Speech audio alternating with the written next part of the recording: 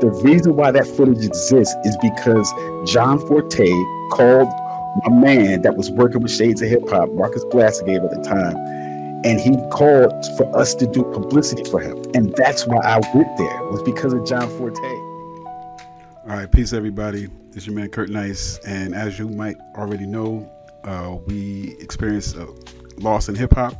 John Forte passed away at the age of 50 on January 12th, and you guys might know him from the refugee camp or a few other things, infamous things that have happened in his life. But one thing that some of you might not know is that the reason why we have one of the best ciphers in hip hop that was ever recorded is because of John Forte. Now, I'm gonna show you some video that I recorded a while back, about 4 or 5 years back, when Forte was still alive, and it'll explain everything. So just check this out. Rest in peace, John Forte. Big up hip hop. Y'all stay safe. Peace. What we're gonna do right here is go back. Come in like it's nice too. Come in like come in like this if it's a beat somewhere, I will rhyme somewhere. You see me walking on the cover. Then I'm on the beat like you know, so love, gotta send my song. You know what I'm saying? You gotta come with different flows.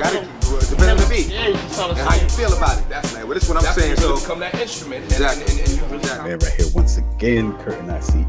And like I said, I'm gonna be doing some quick reactions to some footage that's discussing the footage that I actually recorded back in the day that became known as the Cypher. And as you can check on my channel, the footage from the Roundtable Cypher, which you see part of it is in the background. You see Cannabis and DMX right there. That's from the Cypher. That's the Roundtable session with Cannabis, DMX, John Forte, Mike Geronimo, Big Pun, and Mos Def, carried out by the Village Voice. The interview was done by Torre, and I recorded that for Shades of Hip Hop back in 1997 on DMX's birthday, December 18th of 1997. It came out first on Hot to Death in 1998, which was one of our mixtapes before anybody that you know was doing a video mixtape. The first original video mixtape that ever existed in hip hop was Shades of Hip Hop, right? First widely broadcast in all the stores in New York, the first available one. People might have been in their hood passing out to their friends like I was doing earlier than when I put it in stores. I was doing the same thing. Possibly some other people might have been doing it, you know, some of the other people that were doing cable shows like us. And I heard Ralph, you know, in the trailer for his the documentary that's on Showtime, I believe, that Nas produced, the documentary about Ralph McDaniels and Video Music Box. I heard Ralph say that, oh, it was, you know, Video Music Box was sort of like a video mixtape. It was really a video mixtape in the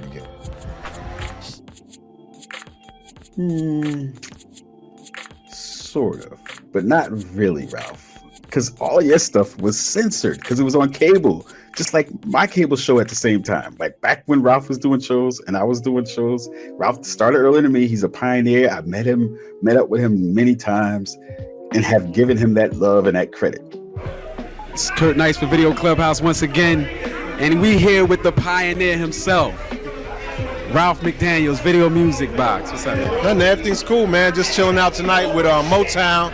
Big shout out. But he did not start video mixtapes. I did. You know what I'm saying? I actually started video mixtapes with Shades of Hip Hop. That was the first official, and still to this day, the best video mixtape that ever existed in hip hop. The first and the best. Shades of Hip Hop video mixtapes. And that's what it used to say on the cover. It used to say Shades of Hip Hop video mixtape documentaries. Because there was no such thing. So the only thing, so to get it into the video store, I had to put on their documentary too, so that they would put it in the documentary section and not check the rating, like the R rating and stuff, because we always had X-rated material on our tapes. So I was like, put it in the documentary section next to Faces of Death and Tommy and stuff like that, like music documentaries and just documentaries and weird shit. That's what Shades of Hip Hop used to be when it first came out, until it got real big, and then they started putting it up into the new release section, you know, with like multiple. And I wish I had pictures of this, man. That's one thing I wish I had pictures of, like going into a video store and seeing like a whole couple of shelves, maybe even a whole wall of Shades of Hip Hop catalog in the new release section. But Here we have on Talib Kweli's show, getting back to the Cypher, Talib Kweli's show, The People's Party, he brought on John Forte. And as you guys know, if you followed me on this channel, you know that I told you the way that I actually ended up recording the Cypher was because I was doing promotion for John Forte. His people got in contact with my man, Marcus Blasingame. He's a stylist. Shout outs to him. He does a lot of dope stuff. He got in contact with Blast, right?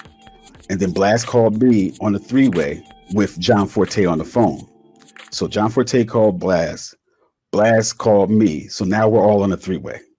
And he's like, yo, I want to do some promotion. I want to be on Shades of Hip Hop. I'm about to come out with an album. This is the end of 1997, going into 1998. That's when he was about to drop his debut album. All right. He was working with the refugee camp and all of that.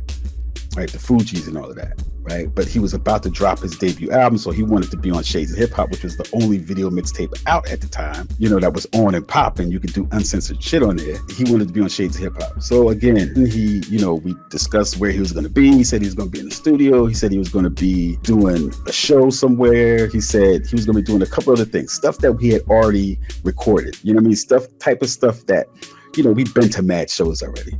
We've been to mad studio sessions already. You understand? So I was like, no. I wanted to see the scope of what he was saying he was going to do.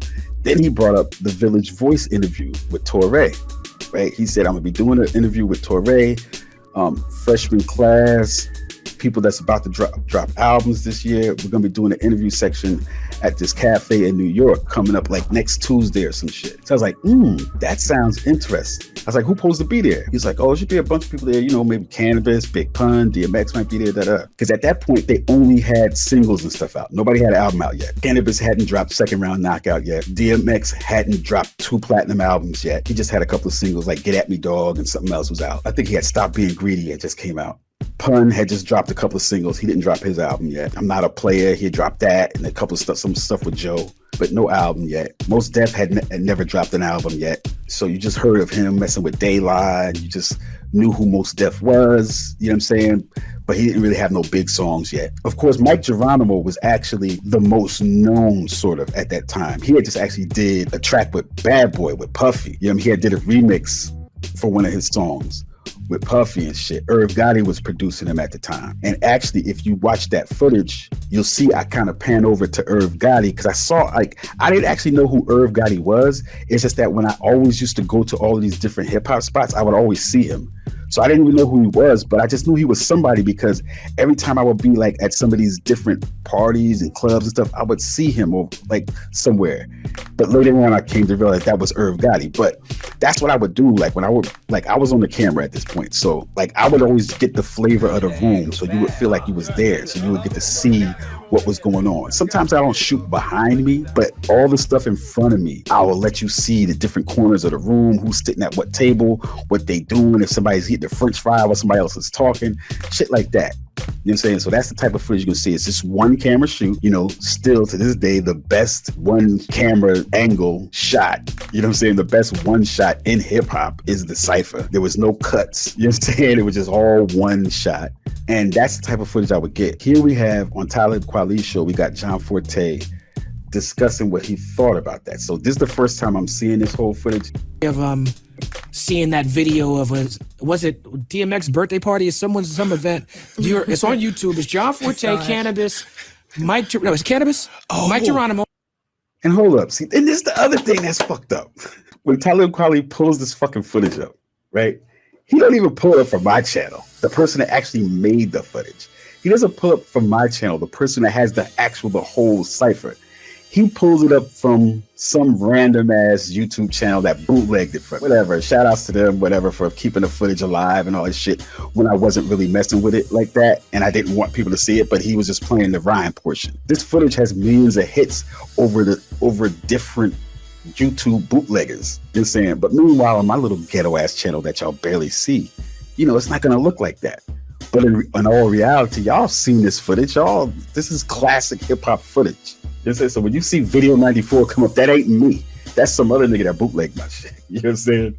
Oh, it's Mike Geronimo. No. Yeah, Cannabis, Big Pun. Yeah. Yasin Bey. Yeah.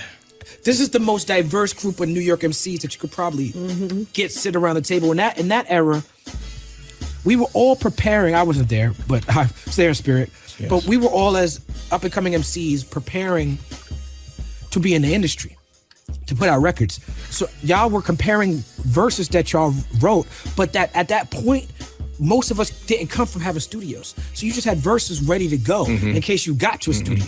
So it's like, okay, check this one out. And again, if y'all want to see the original footage for this, just check my channel. Okay, because I actually have the original footage. I'm the one that actually recorded this. That's me on the camera right here. You know what I'm saying? Tons of people have bootlegged it, obviously. That's why you've seen it. You know, so that's why I don't fully hate, because, you know, that's how, like, it got out to a wider audience than people would have ever seen it just from me. You know what I'm saying? Because people that really grind more and be on here for the views and stuff like that, you're going to see it more from their channels. So shout outs to whatever bootleggers out there that bootleg my shit. It's a very well-written, well-crafted verse that has no placement. And we all had these verses just in our head, ready to go at any given time. Tell me, what's the beat sound like? I got one for that. But y'all was doing that with no beat. Describe that moment of that videotape. I didn't realize how important that moment would be. It was like, that moment is like listening to Stretch and Bob and hearing Big L and Jay-Z rhyme. It's one of those moments. I think so. Yeah. This is what Talib Kweli is saying, you know, about the Cypher, right? This is what he's saying about Shades of Hip Hop, okay? This is what he's saying about yours truly, who recorded the Cypher back in December of 1997. He was like, it was like listening to Stretch and Bob. Yes, it was.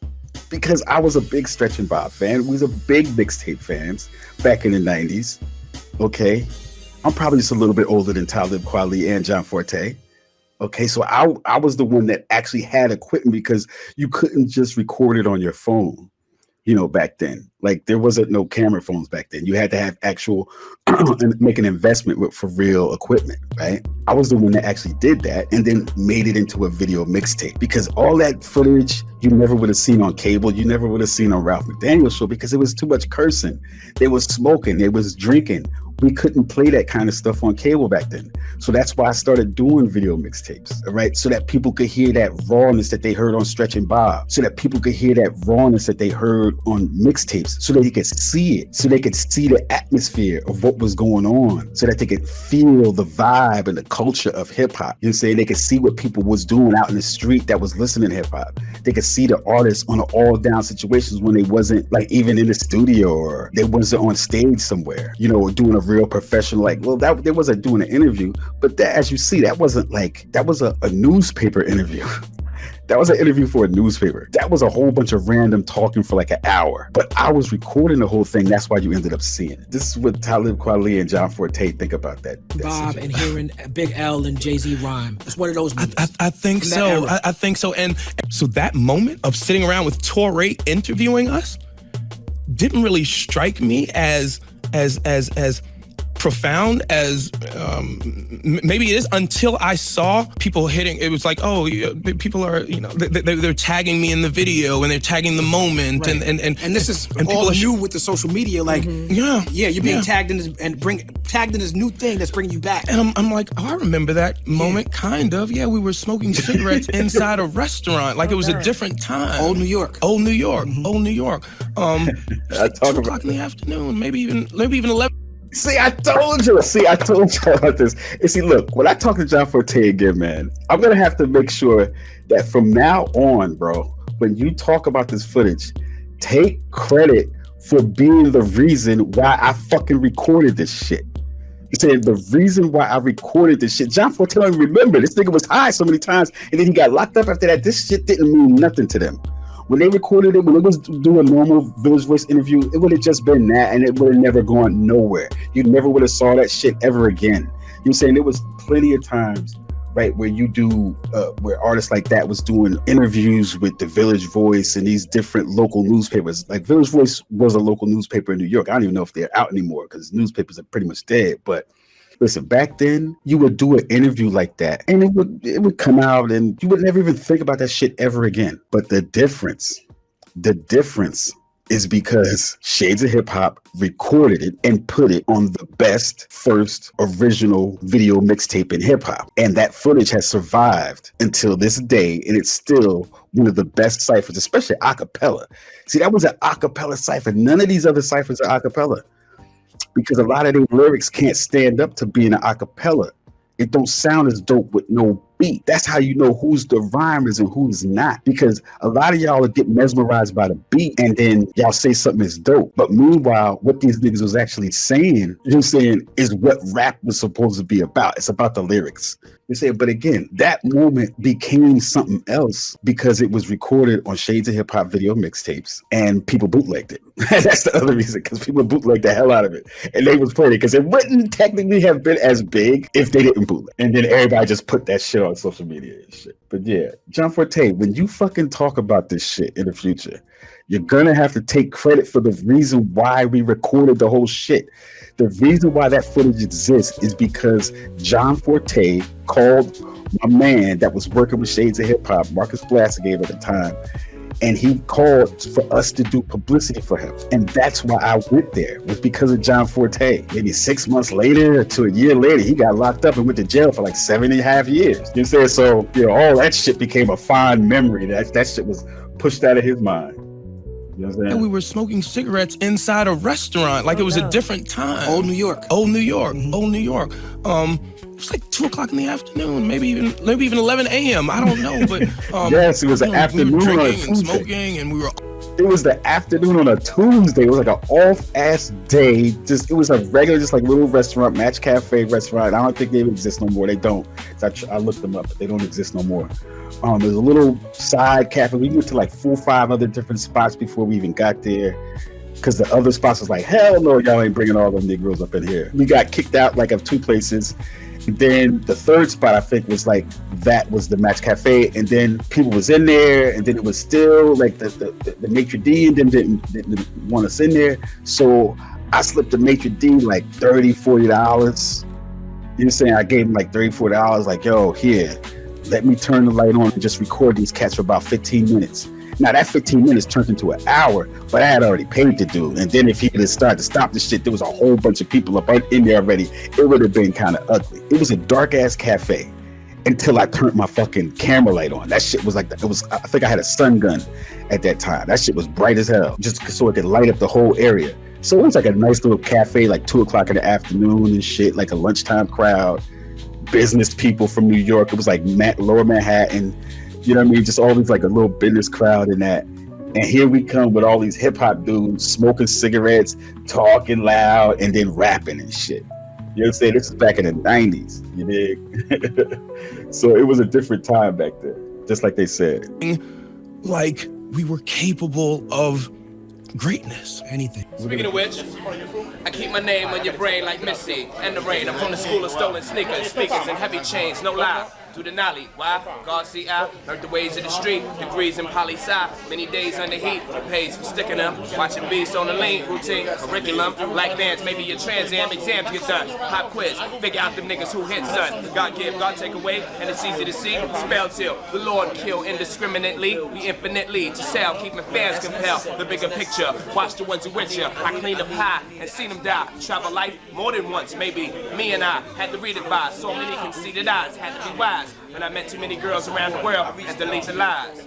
Poli-sci, 1998, John Forte, Shades of Hip Hop, and I love all y'all. Buy this record and if you bootleg, all get killed like this.